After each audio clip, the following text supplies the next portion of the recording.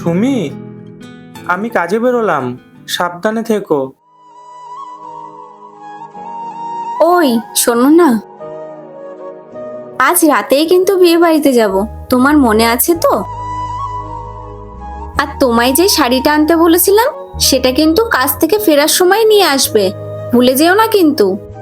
বলছি, শাড়িটা কি আজই এনে দিতে হবে তোমায়? আরে আজই তো বিয়ে, আজ লাগবে না তো আর কবে লাগবে? আচ্ছা ঠিক আছে, দেখছি।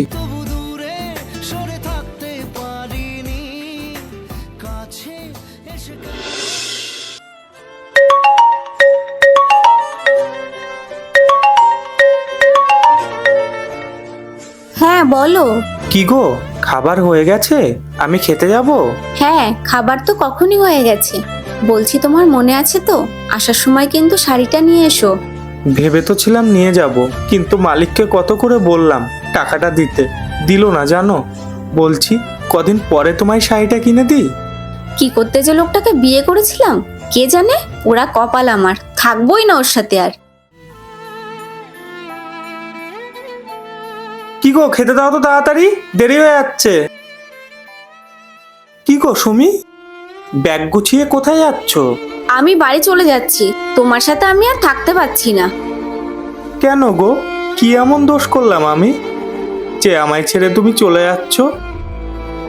দেখো তুমি আমার কোনো শখই পূরণ করতে পারো না, তাই আমি ভেবেছি তোমার সাথে আমি আর থাকবো না।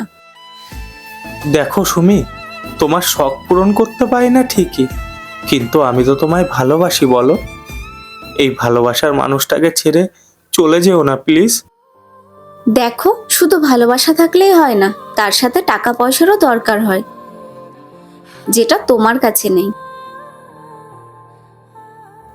সত্যি, আজও কিছু কিছু ভালোবাসা এভাবেই টাকার কাছে হার মেনে যায়।